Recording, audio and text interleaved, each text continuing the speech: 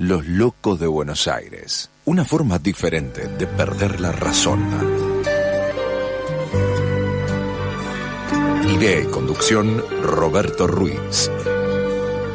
Coordinación, edición y producción, Camilo Ruiz. Uno y su obra de teatro, otro con su flauta y su canto, otro poeta, periodista y otro actor y oficinista. La ciudad los ama y que los locos de Buenos Aires latiendo por todas partes. Cuidado con esa gente, no se sabe qué pretende.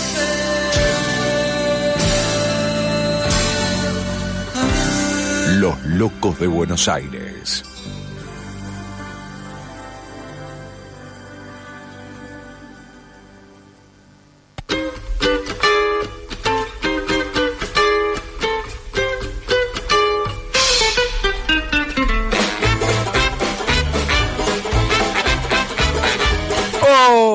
Hola, ¿cómo les va? ¿Cómo andan? Buenas tardes, 17 horas 7 minutos, acá estamos para acompañarlos hasta las 7 de la tarde. Disculpen si interrumpí la buena música que nos había puesto el operador Franco Cocho López, que hoy está muy contento festejando, nadie sabe qué, pero él está festejando y aprovechamos para mandarle un saludo al hermano de Cocho López, que por lo que se ve es un gran tipo.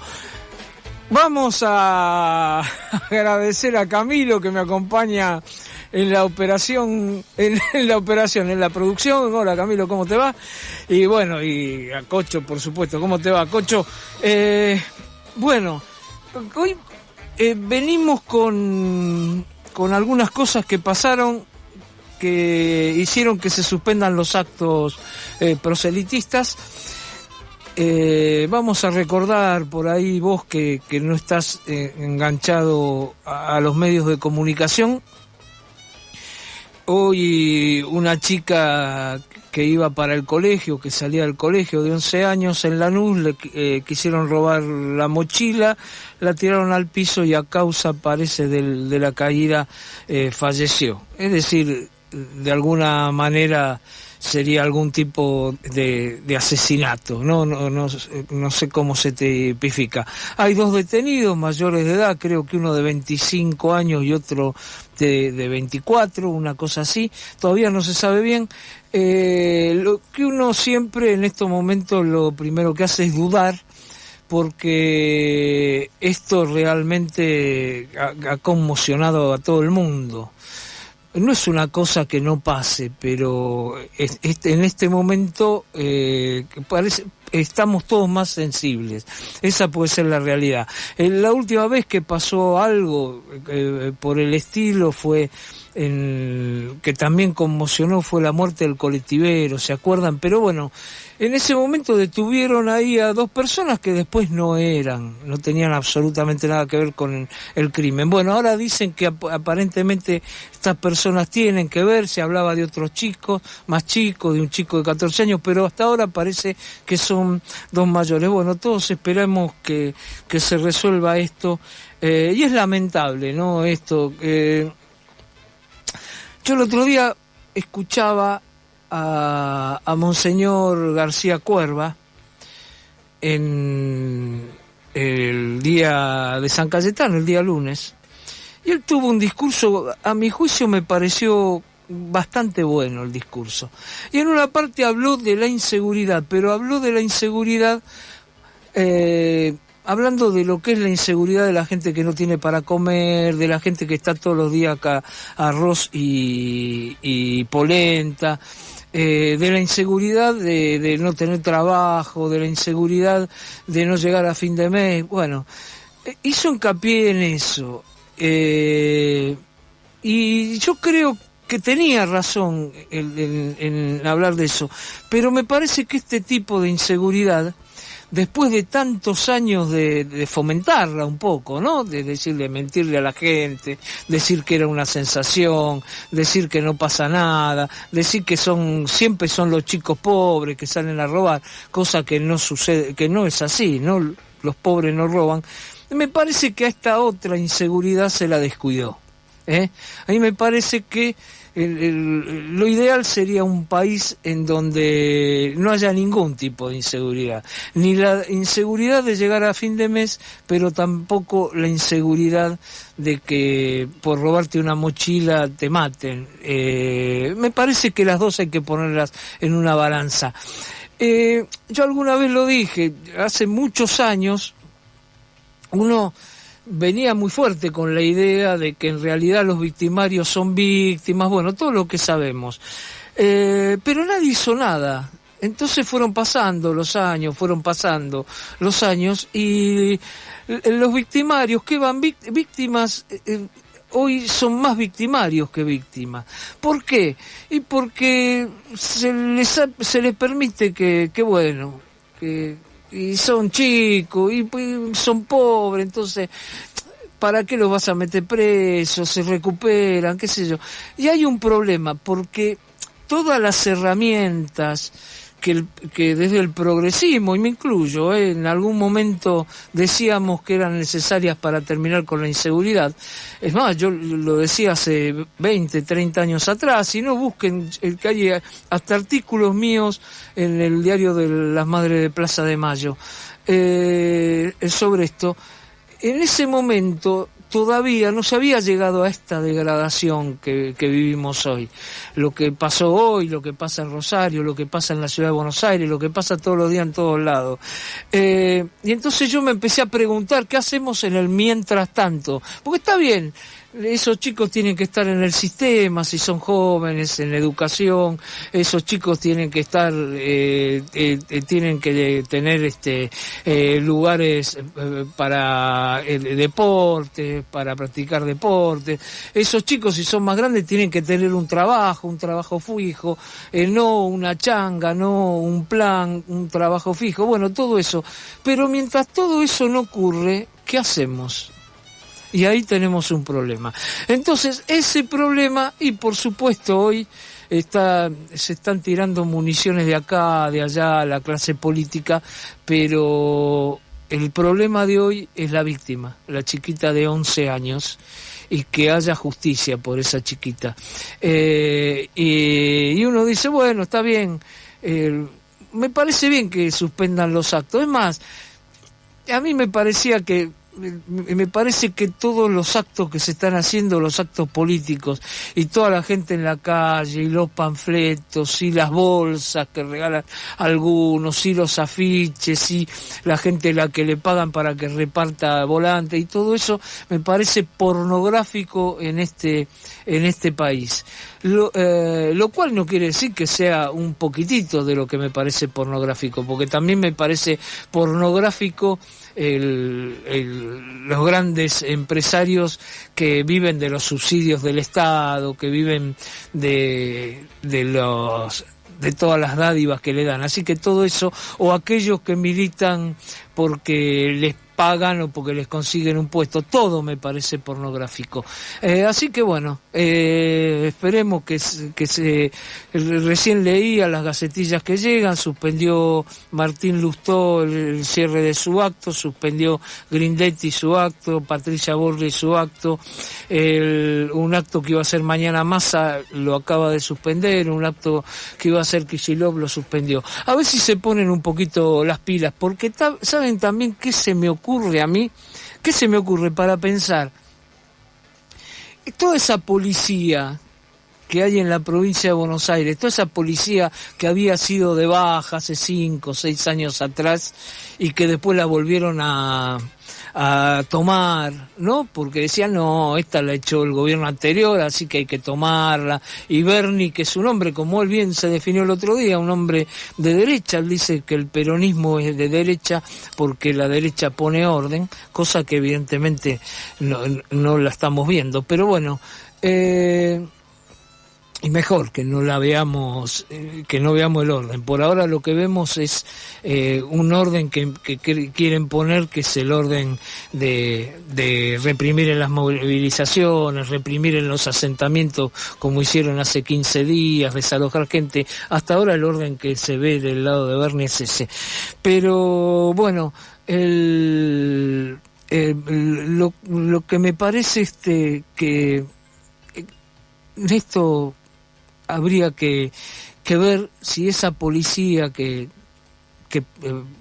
volvió, que era corrupta, porque todos los días descubren si esa no es la policía que está en connivencia con los que salen a robar, no va a ser la primera vez, ha pasado muchísimas veces en la provincia, en la ciudad, en todos lados. Así que me parece que encima de todo esto tenemos una justicia que funciona mal y una policía que la verdad es parte del problema, no parte de la solución. Bueno, vamos a ver algunas cosas. Recién hablaba de lo pornográfico que es, sobre todo lo que pasó este fin de semana. Salieron todos a la calle, había por todos lados sombrillas de Unión por la Patria. En San Juan y Boedo habían 4 esquinas, todos de Unión por la Patria, en Caballito gente de Unión por la Patria, gente de Cambiemos por todos lados, de Lustó, de Jorge Macri,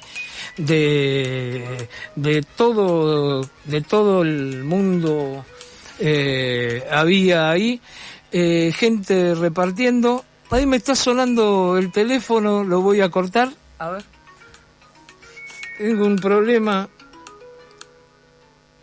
A ver, ahora sigo. Discúlpenme, ¿no? Pero esto es Radio Verdad, entonces me suena el teléfono, lo corto. Suele pasar. Disculpen los oyentes. Lo que aparte justo estaba concentrado y me sacaron de la concentración. Bueno, estuve recorriendo. Yo soy de aquellos que viene de la época en que se militaba y uno cuidaba el volante. ¿Me entienden? Es decir, nosotros salíamos a repartir volantes por las casas allá en los años 70. Y el volante, si no te lo recibían, lo guardabas, se lo dabas a otro, porque tenías pocos volantes. Y la idea era que esos volantes, y bueno, si tenías 50 volantes, que por lo menos conseguir un voto. Era así, la militancia era así. Ahora vos te das cuenta que pasás y como no es militancia, o es militancia rentada, o son gente que le deben el cargo a tal o cual y que salen a repartir volantes y que hoy pueden militar para Unión por la Patria, pero mañana para Juntos por el Cambio y pasado por el que se te ocurra. Vos te das cuenta porque inclusive te dan hasta muchos volantes, ¿no? Es decir, vos pasás y tomá para que vote tu familia, qué sé yo, y vos se los agarrás, porque a mí me parece que hay que ser cordial. Pero me llamó la atención porque uno a veces intenta preguntar. Yo ya me di cuenta que a estos chicos no les pregunto absolutamente nada porque no saben nada. Porque están repartiendo los volantes, porque es un trabajo. Entonces, ¿para qué le voy a preguntar? Bueno, pero ustedes proponen esto, pero hicieron esto. Ustedes están proponiendo bajar la inflación, pero son los que están generándola, son parte del gobierno. Bueno, no, pero hay gente que todavía cree que sí, entonces se enoja o pasa o se pone a hablar. Y el otro día me pasó en Independencia y Avenida La Plata, había una mesa de Unión por la Patria y le estaban tratando mal a una señora. Era gente grande, gente de más de 60 años, los que estaban en la mesa. Y la señora le decía, bueno, pero yo votar Unión por la Patria, ¿a ustedes les parece? Yo soy jubilada. Vote a otro si es jubilada. Que se la trataron mal y yo estaba ahí. Entonces traté de interceder. De decir, bueno, está bien, te está haciendo una pregunta lógica. Te está diciendo por qué va a votar a Santoro, que es el representante, el diputado que votó para que los jubilados ganen la mitad de lo que ganaban hace 5 años. La mitad de lo que ganaban 5 años. Los trabajadores ganan la mitad y para eso una ley que la votó Santoro, ahora va a ser jefe de gobierno. ¿Qué va a hacer? ¿Va a ajustar más acá? ¿Cómo? Entonces me pareció lógica la pregunta, pero yo ahí me di cuenta, cuando dije, bueno, no me parece la contestación y qué sé yo, bueno, una agresividad terrible, casi nos vamos a las manos, y después pensé, valía la pena irse que uno se pueda pelear con esta gente, pero bueno, me pareció que a una señora que le hacía una pregunta política, lo mejor era que la contestara, no sino decirle, mire, yo no la puedo contestar, o como me han hecho a mí algunos que entregan volante o de Lustó o que entregan volante de barrios de pie, por decir a alguien, o que entregan volante de Macri o de Larreta, que cuando uno le quede, mira, yo estoy entregando volante y la verdad, yo vengo acá, es parte de mi trabajo, listo. Me parece más honesto eso que putear a una persona, pero yo los veo muy nerviosos a Massa, claro, con esta economía como la tiene, y a Santoro también, como está la economía. Estamos viviendo el peor momento de la historia por ahí en economía, en un país que realmente no nos merecemos vivir eso, que solo te explican la deuda del Fondo Monetario, que es real, yo no la pagaría, y me pareció una barbaridad, y lo dije acá cuando la tomó Macri y todo, pero es el 10% de la deuda que hoy tiene la Argentina, que debe 403.000 millones de dólares. El 10% son 40.000 millones de dólares. Y los otros, ¿qué pasa con los otros? Este gobierno lo aumentó en 90.000 millones de dólares. Macri en los 4 años le había aumentado 72.000, entre los cuales están los del fondo. Cristina le había aumentado 56.000, pagándole a todo el mundo y habiéndole pagado al fondo. Es decir, ¿qué hacemos con el resto? Porque el resto de la deuda, claro, como la deuda es con bonos que son de la CEI, bueno, ¿qué hacemos? Le bajamos el sueldo a los jubilados para pagar los bonos. Mira qué sencillo. ¿Qué hacemos con la del banco? Y bueno, vemos qué hacemos cuando vengan y haya que pagar los plazos fijos y a los banqueros que están haciendo su bicicleta y su buen negocio prestándole guita al Estado. Entonces, a mí me parece que esa señora, la que estaba ahí en la esquina, venía de otra época, y hay muchos casi que van y les preguntan. Además, mucha gente agrede a los que están, que está por supuesto muy mal, pero bueno, cuando la época que militábamos allá hace muchos años, la idea era esa, era discutir con la gente. Cuando te decían esto, y bueno, no, pero fíjese esto, bueno, discutir. Ahora, si la idea vos le haces una pregunta, o le decís honestamente, mira, yo reparto los volantes y chau, que me parece que es honesto, lo he visto, lo he escuchado, o te pones a hablar, que te pones a hablar y entonces mereces que el otro te dé una contestación. ¿Con qué cierro? Campaña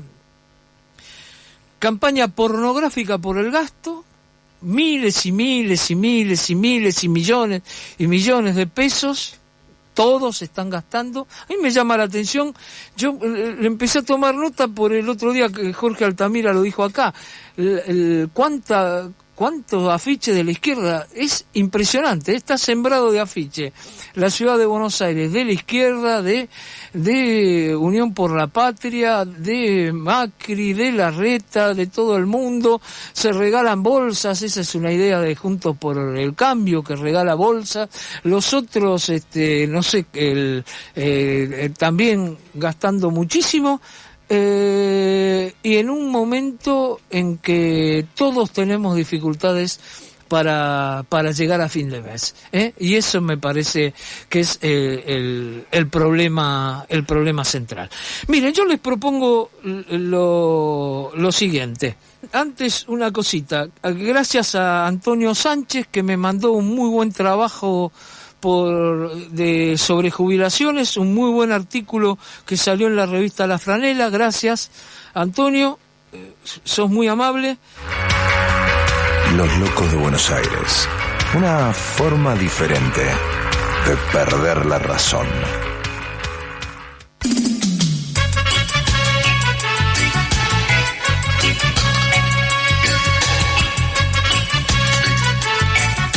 Nos llegó una gacetilla de la lista del Frente de Izquierda y los Trabajadores Unidad. Habíamos antes leído lo que pasaba con diferentes actos, pero que es la encabezada por Solano y Ripoll, que suspende su acto de cierre frente a la muerte de Morena Domínguez, ¿no? Bueno, también la izquierda se solidariza. En este caso la izquierda dice que lo que iba a hacer era un cabildo abierto, este sector de la izquierda, y que se va a hacer mañana jueves a las 17 horas en la Plaza de Mayo. Bueno, panorama difícil, ¿no? Para cuando volvamos de las elecciones, ¿no? Porque, bueno, recién un poco explicó Gambina cómo se ve la economía, y uno ve, bueno, que se van a acelerar, por ejemplo, las devaluaciones, porque es muy probable, no sé, salvo que pase algún milagro, que el gobierno actual va a ser derrotado, ¿no? Es lo que uno ve. Más allá que todos sabemos que lo otro que viene no es mejor que esto. Pero todo eso se va a pasar. Yo tengo muy fresco lo que pasó en las PASO del año 19 con Macri. Macri pierde por muchos votos, que después hay muchos que los recupera antes de las elecciones, porque toma algunas medidas como no pagar monotributo, hizo un plan platita, como seguramente van a hacer estos. Y recordemos que el dólar estaba en 20, en ese momento estaba en 20 pesos, el dólar se fue a 40. Y después lo pararon en 70 porque salió Alberto Fernández, que dijo en 70 está bien, párenlo ahí, y lo pararon en 70.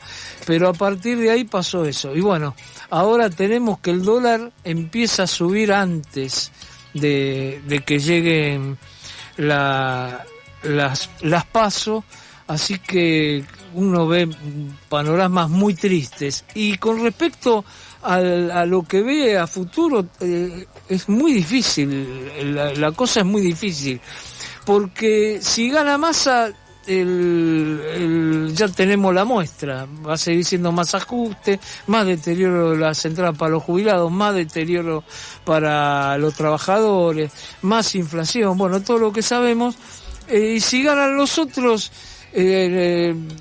se puede pasar de todo, ¿no? Porque el peronismo va a mover el territorio, así que la situación está muy difícil, y es una lástima que no haya no se haya construido ninguna alternativa que pueda dar esperanza.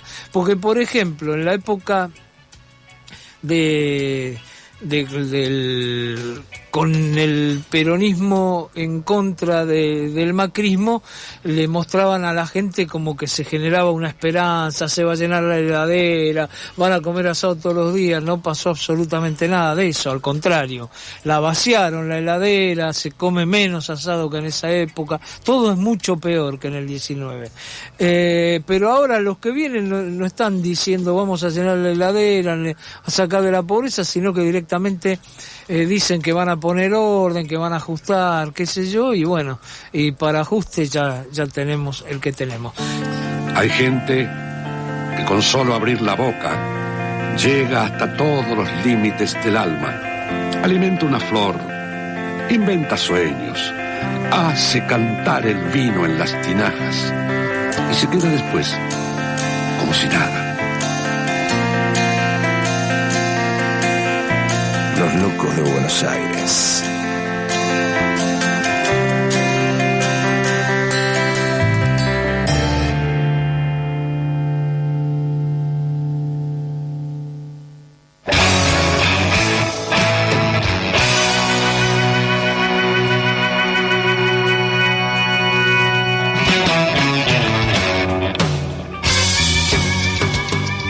18:06, se movió el banco, la recibimos a Paula. ¿Qué tal, Paula?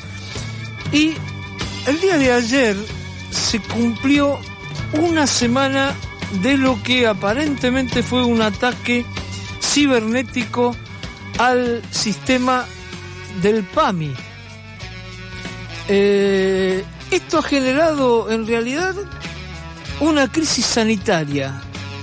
Llama poderosamente la atención, o por ahí no, porque como vienen las elecciones nadie quiere hablar de esto, que no tenga más difusión esto. Si bien ha salido en algunos medios, pero estamos hablando de la principal obra social de la Argentina, que atiende a más de 5 millones de jubilados, que está caída. Y bueno, para que escuchen qué es lo que está pasando, tenemos este audio que le pedimos a nuestro columnista, el defensor de la tercera edad de la ciudad, a Eugenio Semino, que nos contara qué es lo que está pasando, qué están recibiendo ellos las denuncias en la Defensoría del Pueblo de la Ciudad. Escuchemos a Eugenio Semino sobre este desastre sanitario. Hoy se cumple una semana desde que el PAMI no tiene sistema informático, que es el sistema por el cual se rigen y se hacen todas las prestaciones para los 5 millones de beneficiarios del país. No sabemos esto que se adjudica a un hackeo, cuándo va a ser resuelto. Las UGLs no atienden, las agencias tampoco, no lo pueden hacer los empleados porque están a ciegas, no tienen ningún tipo de información. Se lanzaron desde el instituto planes de contingencia, es decir, volver a la receta manual, que se hagan las prestaciones en forma directa, sin autorización previa, en términos de aquellos pacientes que ya tienen los turnos acordados. Ahora, ¿cuál es el problema? Nadie dice cómo ubicar a los médicos de cabecera para que hagan las recetas manuales. Nadie dice cómo ubicar a los especialistas o pedir turno para ellos, para que puedan prescribir recetas o estudios. Nadie dice cómo hacen pacientes de todo el país.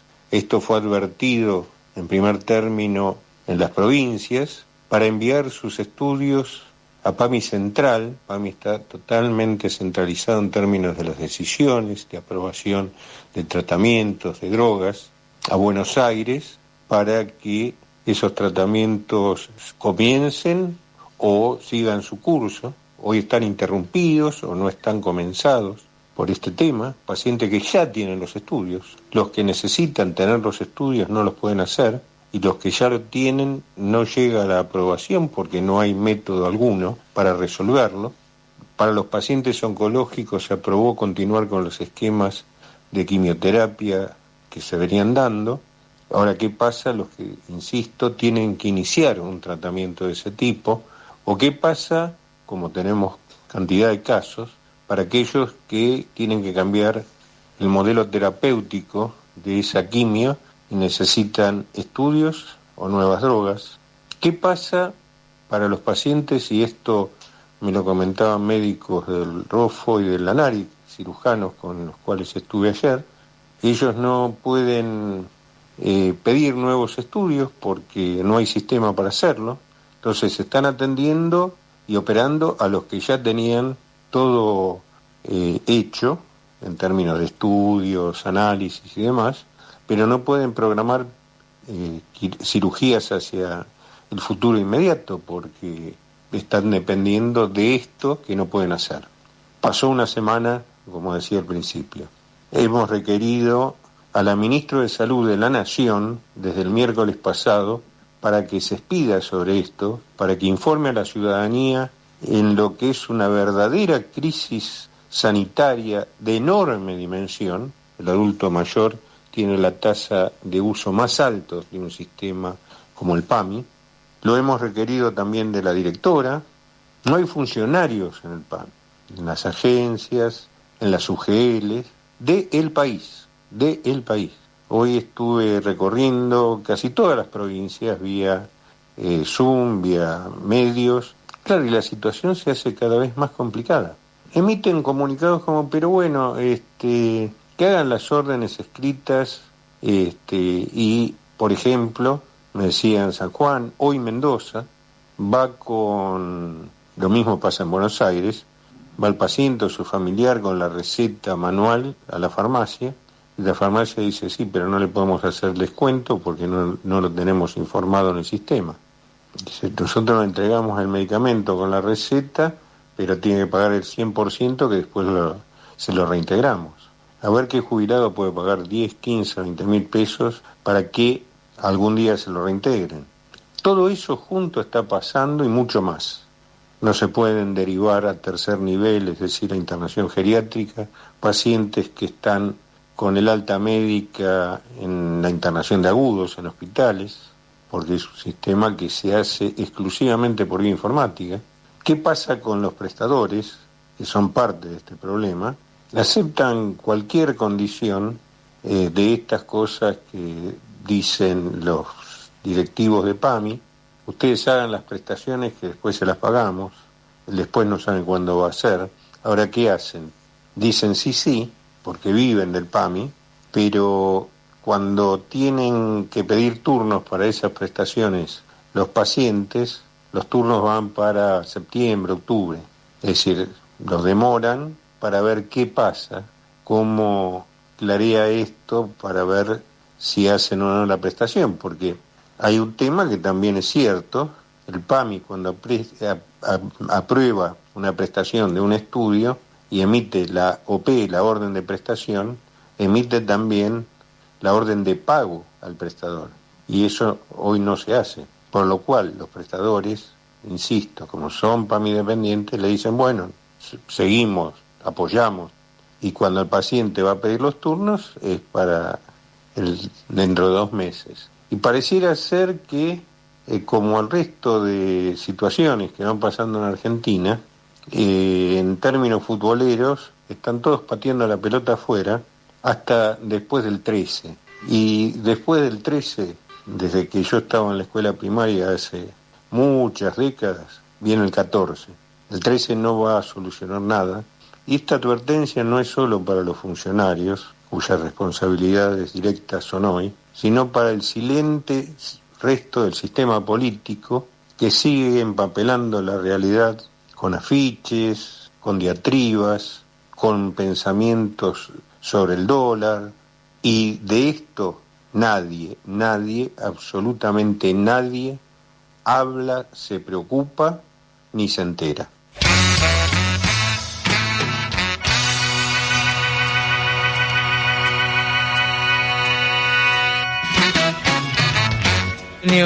Eugenio Seminó, un tema gravísimo.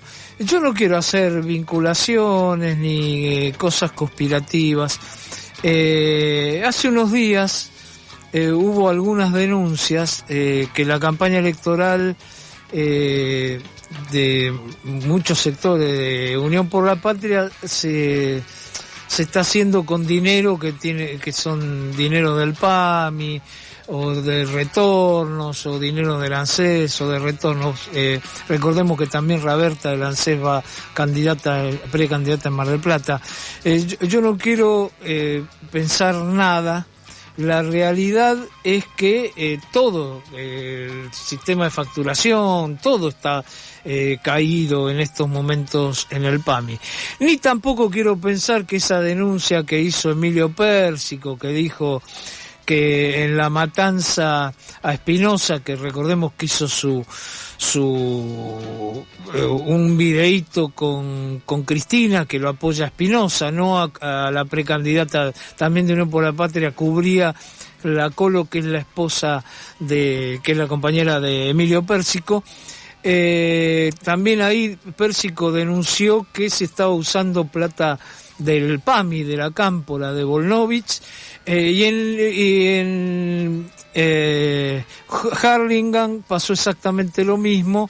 Ahí también está el segundo del PAMI, que es pareja de Volnovich, está apoyando al intendente que colocó la cámpora de precandidato para que compita con Juanchi Zabaleta, y también siempre denuncian de que la plata sale de ahí. No, yo no tengo pruebas, pero digo lo que dijeron los propios militantes de Unión por la Patria. Bueno, cambiando de tema, nosotros el lunes nos enteramos cómo fue la inflación en la ciudad, ¿no? Es decir, aquello que habíamos dicho que el 6, ¿se acuerdan? Que era la última mirada que iba a tener el votante, era el 6% del INDEC nacional del mes de junio, porque del INDEC nacional, la inflación va a salir recién el 14 o el 15, después de las elecciones. Pero salió en la ciudad de Buenos Aires, la Dirección de Estadísticas y Censo, que dice que la cava fue del 7,3%. Veremos qué va a dar después el nacional, pero es muy raro que dé algo muy diferente, aunque el mes pasado también en la cava dio 7 y pico y dio un 6 en el resto, en lo que mide el INDEC, pero la inflación va a seguir ahí y ya agosto empezaron a subir más las cosas, así que ya la inflación tenemos que ir pensando entre 7 y 8%, por lo menos mientras esté este gobierno, o quizá mucho más. Pero lo que llama la atención en la ciudad que los alimentos aumentaron solo un 5,6%. Llevan un aumento en lo que va del año en la ciudad del 119,2%. La medición interanual del índice de inflación es 117,9%, los primeros 7 meses es el 62,3%, así que venimos con una inflación que va a ser mucho más arriba del 120%. Pero en un lugar donde todo esto se potencia, es donde vive la gente más pobre, en los barrios populares. Ahí se potencia, tanto en los barrios populares de la Cava, en donde no están los supermercados muy cerca, como en los barrios populares, fundamentalmente de la provincia de Buenos Aires. Por eso yo quisiera que escuchen a Isaac Rudnick, director del Instituto de Investigación Social, Económica y Política, el ISEPSI, que explica cómo está la inflación en los barrios populares, una inflación que es mucho más alta a la de aquellos que tenemos la suerte de poder comprar en los supermercados, donde por ahí hay precios cuidados, aunque algunas cosas están igual en todo el resto del país. Pero si les parece, escuchemos atentamente a Isaac Rudnick, que habla sobre el último informe del ISEPSI. Sí, me parece que el primer elemento es que en los últimos 2 meses anteriores a julio hubo una baja gradual y bastante, digamos, pequeña, pero el gobierno y algunos alentaban la expectativa de que podía iniciarse un proceso de descenso, un proceso de desaceleración.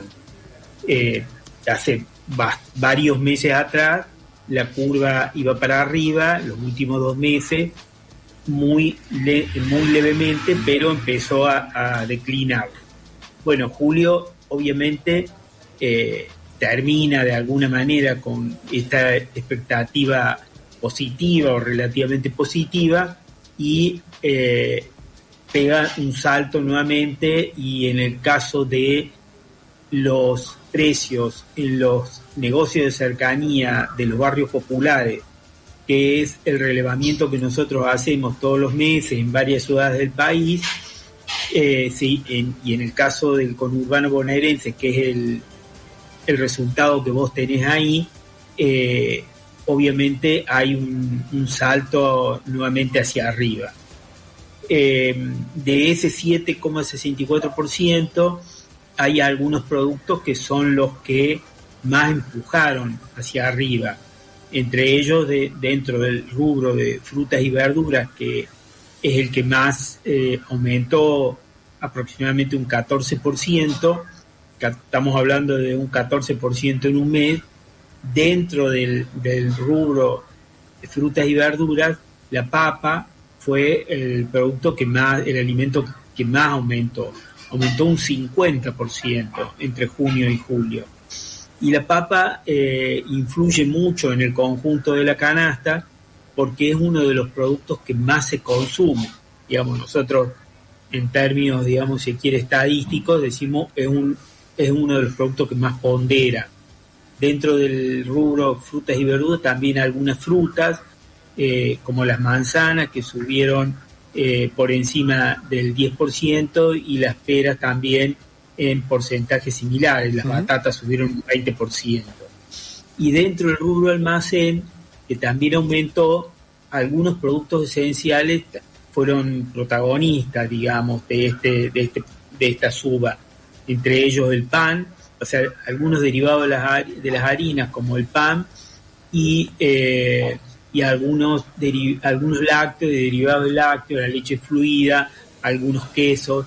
O sea, estamos hablando de los que han subido en julio y empujaron la inflación en alimentos hacia arriba, son todos productos esenciales y productos de los más consumidos, sobre todo por los sectores populares. Lo que nosotros digamos, detectamos que fundamentalmente predomina es una enorme incertidumbre, porque, digamos, la gente va, los jefes y jefas de familia que tienen la suerte de tener algún trabajo, en general son trabajos informales. Entonces, cuando van a cobrar al fin de semana o al fin de la quincena, que es la manera en que reciben su remuneración, no saben con cuánto y qué cosas van a poder comprar con el mismo dinero, digamos.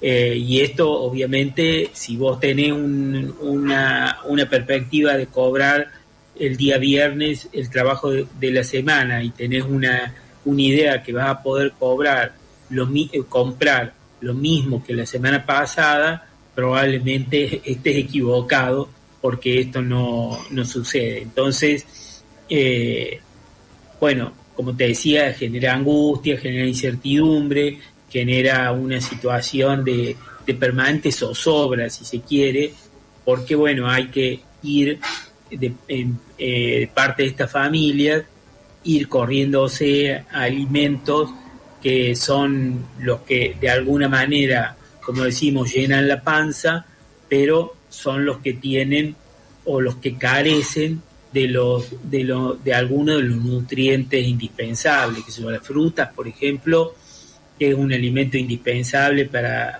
los niños, niñas, está prácticamente ya ausente en la dieta familiar, porque han subido mucho en el último año. Y bueno, y los lácteos también son bastante acotadas la posibilidad de consumirlo, y ni que hablar de las carnes, porque las carnes hay una idea certera de que es de los rubros que menos aumentó por debajo del promedio. Nosotros tenemos detectado ahí 80% de aumento en el último año, cuando la inflación estuvo en el orden del 120%. Pero eso no significa de que la carne sea un producto barato, o sea, es de los más caros, y hace rato que están en una zona, digamos, de muy poco consumo para los hogares de menores recursos, y ahora, en estos últimos días, empieza, entre comillas, a recuperar ese, entre comillas, retraso, porque hay algunas medidas que ha tomado el gobierno, como el otorgamiento a los exportadores de granos, de lo que ahora se llama el dólar maíz. El maíz digamos, con un dólar más alto que van a recibir los exportadores, implica que trasladado a los precios del mercado interno hay un encarecimiento para el consumo de pollos, de los porcinos, de las vacas, y entonces obviamente eso después va a ser trasladado a los precios y va a llegar inexorablemente a los mostradores en los barrios. Cada vez se complica más todo parecería que se complica más. Bueno, lo que contaba Runni, que está tal cual. Nosotros venimos siguiendo, inclusive varias veces hemos estado en la provincia para chequear siempre.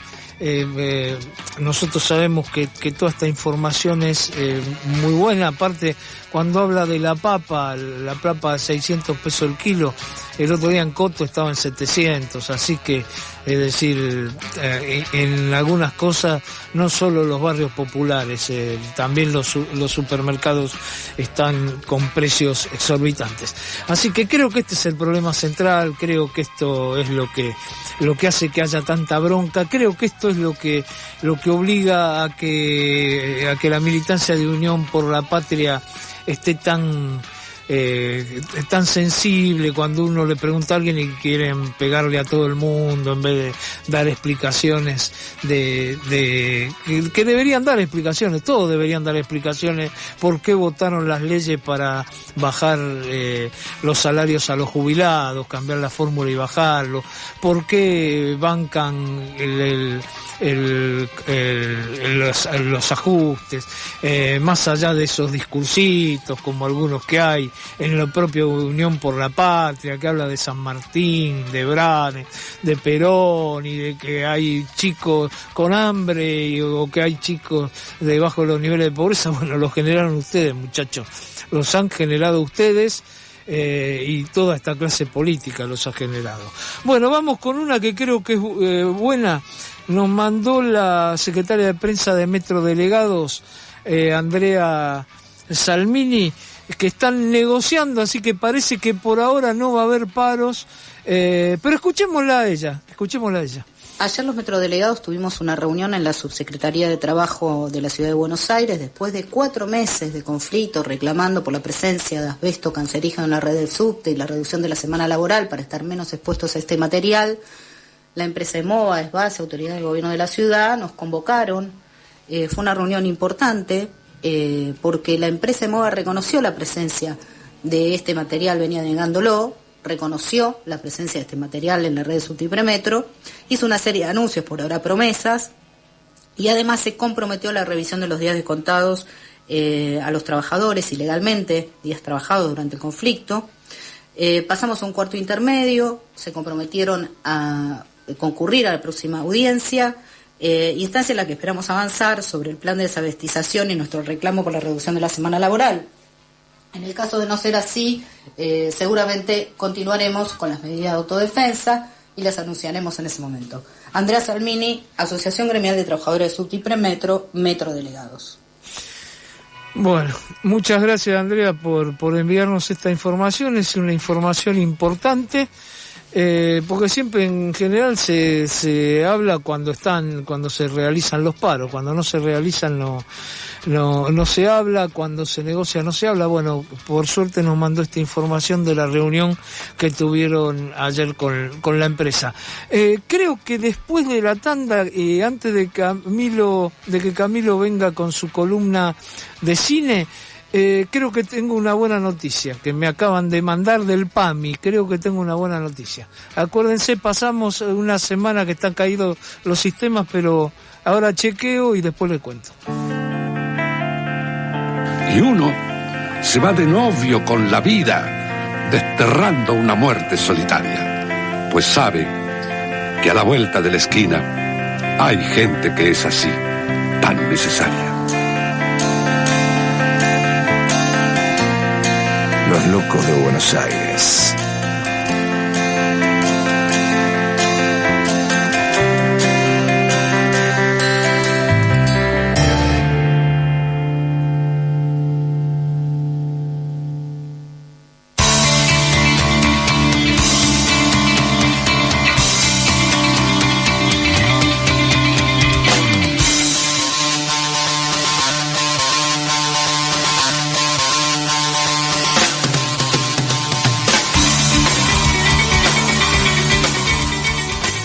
18 horas 35 minutos y sí, nos acaba de llegar un comunicado del PAMI.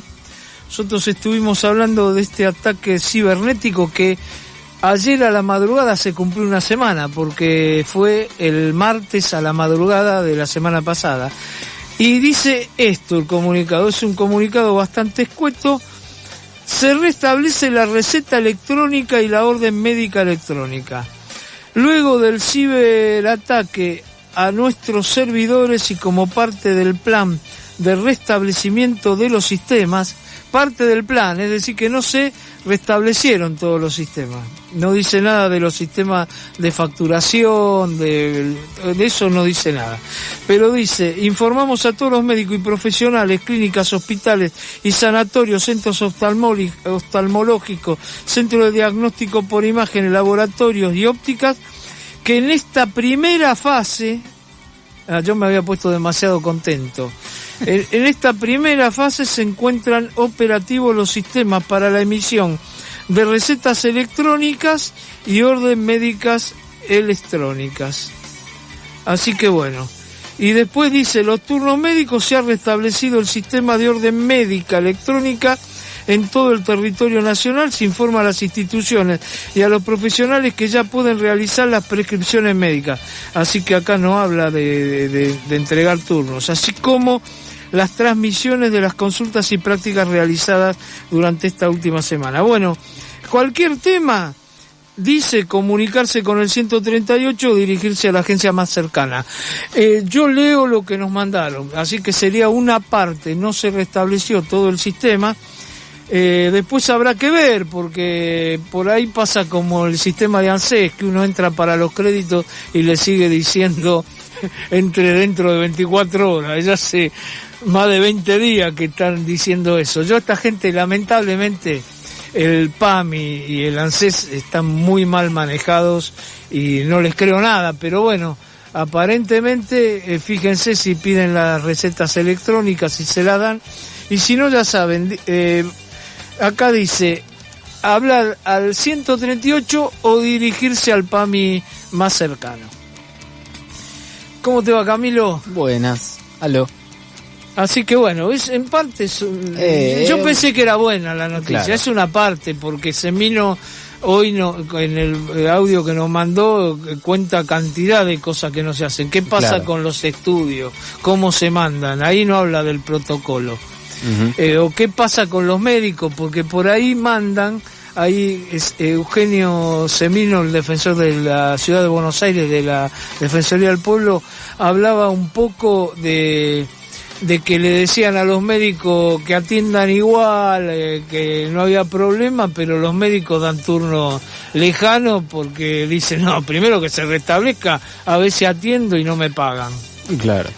Así que ahí hay un problema. Pero bueno, vamos a decir que algo de bueno es la noticia. Podría ser mejor. Claro. Está mal, pero no tan mal. Yo tengo miedo, viste, que en un par de horas me digan, no, loco, que ese comunicado, dimos ¿viste marcha atrás? Cómo es el PAMI. Sí. Bueno, como es Volnovich. Podemos Volnovich. esperar, claro, que los oyentes sepan, podemos esperar cualquier cosa. Igual lo bueno es que Volnovich creo que está acá, no está en Cancún, porque la vi ahí con jubilados en Zárate, creo que, porque sí. Hacen una recorrida para las elecciones. Claro, desde Cancún no podemos hacer campaña. Claro, ahí no hacen campaña. Campaña por Zoom no se hace. Y el vicejefe también está haciendo campaña, el Rodríguez creo que se llama. Bueno, y el Raberta del ANSES también está haciendo campaña, quiere ser intendenta de Mar del Plata, pobre jubilado, si es intendenta de Mar del Plata. Si fue una de las responsables que para bajarles a casi un 50% los saberes a los jubilados, ¿te imaginas lo que puede hacer en Mar del Plata? Puede hacer que mandarlos gratis, que vayan a todos los viejos, bueno, me incluyo, mandarnos gratis a todos los viejos a que vayamos a Mar del Plata en invierno con 10 grados bajo cero y que nos tomen todo gratis, hotel, todo, eso sí, tienen que ir a bañarse con 10 grados bajo cero, ¿viste? Así vuelven menos y pueden currar más, ¿no? Pueden tener más dinero en las arcas y pueden pagar la deuda con la sangre de los jubilados como la están pagando ahora. Bueno, ¿Cómo te va, Camilo? Muy bien. De nuevo, ya te saludé 2 veces. Sí, es que estamos muy acelerados sí, hoy. Estoy acelerado. Pero me incluyo también, hay mucho entusiasmo, mucha excitación. Sí, juega Boquita hoy, ¿viste? Y sí, no, las piernas no se quedan quietas, estar sentado acá 20 minutos, no pudimos horas, sacar entrada. No pudimos sacar entrada. Bueno, lo raro hubiera sido que hubiéramos podido sacar. Creo que habría sido ¿Cómo se hace anomalía para meter 360.000 personas, 360.000 socios en una cancha que entran 50 y pico mil? Sí, y que encima hoy hay visitantes. Tenemos toda la tercera sur, claro, con uruguayos y las tribunas las más chicas que son la P y la Q con seguridad. O sea que ahí tenés fácil 7.000 o 8.000 personas menos. Che, Román, si nos estás escuchando, ¿viste? Ponele para festejar.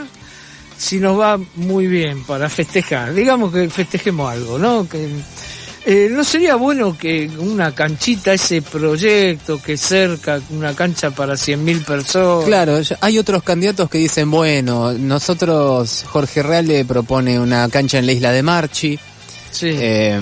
Creo que Andrés Ibarra propone una cancha en los terrenos de Casa Amarilla, que es un proyecto ya viejo de las gestiones anteriores de Boca, de Angelici, Macri, Pompilio, inclusive el mismo Ameal que está hoy, que proponga algo, esta nueva dirigencia que proponga algo respecto a eso, porque es muy urgente. Es urgente. Es urgente. Yo sé que hay un poco el clientelismo se maneja y que no va a votar mucha gente, van a votar, la última vez creo que 35.000, 36.000 personas votaron. Y la gente en general que va a votar, mucha de esa gente tiene el palco, tiene asegurada la platea, claro, tiene todo eso. Entonces dice, no, yo quiero que hay que quedarse siempre en la Bombonera, no hay que agrandar, no hay que hacer nada. Y total, ellos tienen garantizado su plateíta, su palquito, claro, lo que sea. Y me parece que Riquelme con esa habilidad política que tiene, dice, bueno, contentamos a esto, los otros 300 y pico mil no votan. Claro, no, entonces, eso es cierto. A lo sumo me putearán un poco, pero no votan. Muy kirchnerista el elemento, ¿viste? Sí, es muy kirchnerista, es muy, ¿viste? Y si esto no votan, ¿no? Claro, ¿para qué voy a hacer algo por los jubilados?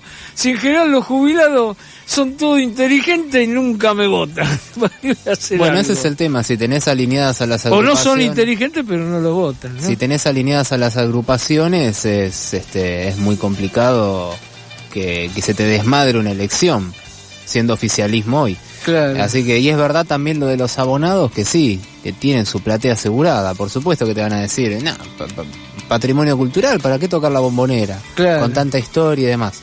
Se entiende ese discurso. Ahora, no va a estar dañada la historia del club porque se agrega una tribuna más. Claro. Eso desde ya, e inclusive yendo al oficialismo de hoy, Ameal en marzo dijo que iba a llegar un proyecto a la legislatura para agrandar la cancha, para que empiece la rezonificación para la Bombonera 360.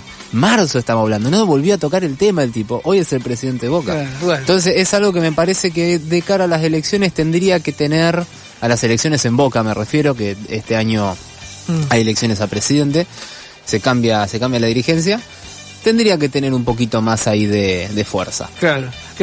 Y bueno, no hacerle caso a lo que se maneja en la política, como Santiago Carrera, el senador de la Cámpora, que es parte de la dirigencia, como el hijo de Ameal, que también es creo que es senador o diputado provincial y también es parte de la dirigencia. No hacerle caso, no ir a esto, ¿no? Es decir, che, esto que está tan metido, y repito, no, a los jubilados no nos votan, por lo menos todos los jubilados que aportaron durante 50 años no nos votan, así que eso, démosle la plata a los otros, a los que nos votan, a eso, no a los que no nos votan. Y bueno, parecería que Riquelme de esa escuela, pero al margen vamos Boca, igual, más allá de los dirigentes, Boca es siempre Boca, Bueno, sí, no hay que poner uno siendo hincha jamás, pero Claro. jamás más allá de la dirigencia, de lo que opine, de lo que Claro. pueda llegar a pensar, decir, nunca. Digo porque muchas veces de ambos lados, tal vez podemos decir en este momento de la grieta, que dicen, no, prefiero que Boca pierda para después no, entrar. jamás. Nunca. Eso Boca nunca tiene que perder. Es una pavada, aparte. Quien esté de dirigente, así sea Riquelme, Macri, Amial o qué sé yo, Cristina Kirchner, aunque no, es de Gimnasia. Así que no va a ser. Hoy justo veo un archivo con Ameal mirando un partido de Boca siendo presidente en el año 2011. Que fue Ameal, recordamos, fue el que reemplazó después, que reemplazó a Pompilio. Claro. Nada, digo, porque ¿Viendo un partido con quién? no, en el año 2009 era un partido que Boca jugó en Uruguay, justamente había empatado 2-2 con Defensor Sporting, octavo de final del año 2009. Lo estaba viendo, Ameal era presidente de Boca hace 13 años, era presidente con la lista de Angelici, Claro. con las mismas agrupaciones alineadas que en las elecciones siguientes, en las del 2011, las gana Angelici. Claro. Así que también para tener en cuenta que hay algunos mucha... pasó también que se dividieron, por ejemplo Roberto Digón, Sí. un dirigente peronista muy conocido, llegó como vicepresidente de Macri al comienzo. Claro, Después también, se dividieron con el tiempo, después falleció dirigente tabacalero. Es decir, pero bueno, Boca está más allá de los dirigentes, más allá de todo. Boca es Boca y tiene que ganar siempre. Deportivo, ganar siempre. Eso es Boca. Camilo, y hablando de ganar siempre, ¿qué sabemos del Mundial Femenino? Loco, que no hay Quedó un poquito desdibujado, ¿no? No hay información por ningún lado. ¿Qué pasa? Ya de Nico? por sí hubo muy poca información cuando jugaba Argentina, imagínate ahora que las chicas quedaron afuera. Pero bueno, en este momento el Mundial está en cuartos de final. Ronda que va a arrancar a jugarse mañana. Cuarto de final, por supuesto, implica 8 equipos, 4 partidos, de los cuales 2 tienen horarios bastante accesibles. Lo que no es accesible es la transmisión, porque todos los partidos los va a estar dando DirecTV, no se van a estar dando ni por cable ni por aire, sino por los canales de deportes de este sistema, ¿no? Pero bueno, llegaron a cuarto de final España, que juega contra Países Bajos este jueves a las 10 de la noche, horario de Argentina. Aquel que lo puede ver tal vez lo puede aprovechar. Este viernes, o sea, trasnoche el jueves, viernes a las 4:30 de la mañana, Japón contra Suecia. Sábado a las 4 de la mañana, Australia-Francia, y el mismo sábado también, pero a las 7:30 de la mañana, y acá tal vez podríamos decir la sorpresa del Mundial, Inglaterra contra Colombia. Un equipo sudamericano que llegó a cuartos de final, algo que no lo esperábamos, ¿no? Así que un dato de color, el otro día, y ya que estábamos hablando de Boca, el otro día una jugadora japonesa que está jugando el Mundial en este momento, llamada, en este momento no estoy encontrando la foto, Jun Endo, subió una foto a su Instagram recordando a su abuelo que había fallecido después de 10 años, un posteo muy emotivo, ¿no? Pero más allá de ese momento particular y muy importante para ella, había una particularidad en la foto familiar que sube. Uno de sus hermanos tenía puesta la camiseta de Boca, una camiseta de Boca de hace más de 15 años, y la foto data de hace 15 años justamente. Nada, un pequeño detalle de color, teniendo en cuenta que Boca tuvimos varios años de ir a Japón y de ganarle a los mejores del mundo. Bueno, eso tal vez esas hazañas, podríamos decir, de Boca, llevaron a que un chiquito japonés se haga hincha del club, o por lo menos que tenga una camiseta, ¿no? Y que en una foto familiar tan formal, porque si uno ve la foto, están la chica Jun, la actual jugadora de fútbol, al igual que sus hermanos, sus padres y demás, están todos vestidos de manera muy formal, y uno de los chicos, hay uno de remera blanca y uno con la camiseta de Boca. Así que bueno, un pequeño detalle, un detalle de color, y algo que hace poquito hablaba con un amigo, que justo cuando se estaba hablando de que si existen los marcianos y demás, o si existen los extraterrestres en realidad, no los marcianos, porque habían encontrado restos en Estados Unidos y demás. Bueno, fue noticia hace una semana eso. Bueno, hablamos con un amigo que en cualquier momento, si llega algún extraterrestre, se va a bajar, se va a abrir la compuerta y alguno va a caer con la camiseta de Boca, porque empiezan a aparecer hinchas de Boca en los lugares más recónditos del planeta, así que por qué no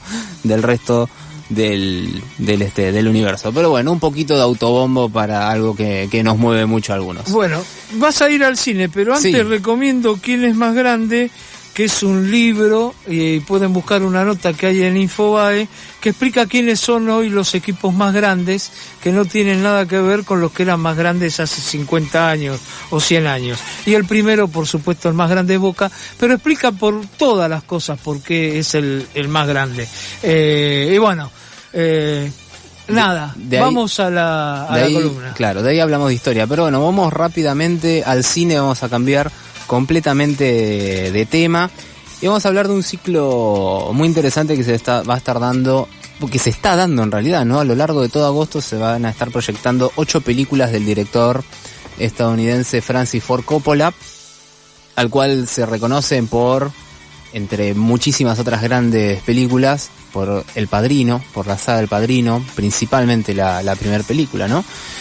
Así como también por Apocalipsis Now. Apocalipsis Now van a poder verla en este ciclo del Centro Cultural San Martín. Pero vamos a contextualizar también un poquito, ¿no? Ya que está, y vamos a aprovechar este ciclo para hablar de un poquito de historia del cine, ¿no? Del nuevo Hollywood, porque Francis Ford Coppola, al igual que Brian De Palma, al igual que Spielberg, al igual que un montón de otros directores que empezaron a incursionar en una era, esto lo hablamos varias veces, una era posmoderna de géneros cinematográficos, ¿no? Donde empezaban de alguna manera como a entrelazarse, a hibridarse, a mezclarse para tener historias muy distintas a las que se venían realizando en el Hollywood clásico. Estos directores empezaron a surgir justamente a partir de fines de los 60, más o menos hasta después principios de los 80, o tal vez más tirando a fines de los 80, ¿no? Pero ¿qué pasaba en esos años en Hollywood? ¿Qué pasaba a fines de los 50 y a principios de los 60, ¿no? Donde se experimentó una especie de declive de Hollywood, donde ya varios directores muy conocidos, como por ejemplo Hitchcock, Billy Wilder, John Ford, ya estaban grandes, ya no estaban haciendo tanto cine y ya no convocaban a tanta gente al cine. Se empezaba a tener una especie de declive que inclusive llevaba a que muchos actores y actrices se retiren. Henry Fonda, James Stewart, muchos siguieron trabajando pero perdieron ese estatus de grandes estrellas que tenían en su momento. También Katharine Hepburn, Ingrid Bergman, estoy viendo a ver si me falta alguno, Cary Grant, otro gran actor de las caras de Hollywood de los años 50 y 60, ¿no? Entonces, ¿qué sucede? A partir de que empieza a pasar esta generación y entra este nuevo Hollywood, empezamos a ver un montón de películas que empiezan primero a dejar de lado algo muy interesante que merece tal vez que hagamos alguna columna algún día, que es el Código Hays. El Código Hays es podríamos decir, una especie de censura que tenía que superar las películas norteamericanas, en las cuales no podía de alguna manera, podríamos decir como, no se podrían hacer cosas entre comillas que se consideran malas para ese tiempo, ¿no? Como por ejemplo, un personaje no podía salir victorioso de la película si mataba. No se podían cometer pecados, no se podían, o por ejemplo, en el cine negro, uno de los géneros también más perjudicados, podríamos decir, por el Código Hays, teniendo la figura de la femme fatale, por ejemplo, que solía ser una prostituta que en general manipulaba al protagonista para salirse con la suya en busca de una vida mejor. Por ejemplo, fue un personaje, podríamos decir un arquetipo de personaje que se lo trató, o mejor dicho, se lo siguió utilizando más allá de este código, pero en general en todas las películas terminaba muriendo, la terminaban matando, porque no podía salir adelante si había cometido algún pecado, si había cometido algún crimen. Entre muchísimos otros rasgos, muchos de carácter religioso, de no poder decir blasfemias y demás, entre muchísimos otros rasgos, el Código Hays, fue de alguna manera censurando y formando una idea de lo que Hollywood quería o de lo que, mejor dicho, el Estados Unidos, ¿no? El establishment quería que se transmita a través de sus películas, ¿no? Pero bueno, ¿qué sucede? Dejamos atrás esa época. Hitchcock, por ejemplo, tuvo muchísimos problemas con el Código Hays y entramos en el nuevo cine, donde se descubre a un nuevo, por ejemplo, a un nuevo público, que son los jóvenes. Se descubre a los jóvenes, se empieza a hacer cine para jóvenes, se los reconoce como sujeto consumidor a los jóvenes. Entonces, ¿qué pasa? Cambian de alguna manera el paradigma, cambian el Código Hays también, entra la regla de calificación, apta para todo público, mayores de 13, 18, 16 y demás, y empiezan a aparecer estas películas, ¿no? Entre medio de todo eso aparece Francis Ford Coppola, y vamos a hablar de una de sus películas en particular, rápidamente, una de las cuales se van a estar dando porque se van a estar proyectando 8 películas de Francis Ford Coppola, entre las cuales se encuentra La Ley de la Calle, Rumblefish, que vendría a ser película del año 1984, que vendría a ser una película volviendo al eje, ¿no? De tomar a la juventud como consumidora, y no solo eso, sino también a la juventud como protagonista de esta historia, que en general no solía aparecer. Inclusive una de las películas más subversivas de la historia de Hollywood, que es Rebelde sin causa, también tuvo un montón de problemas y también termina con un caso de gatillo fácil, justamente porque un chico que había hecho algo malo no podía ser victorioso en la película.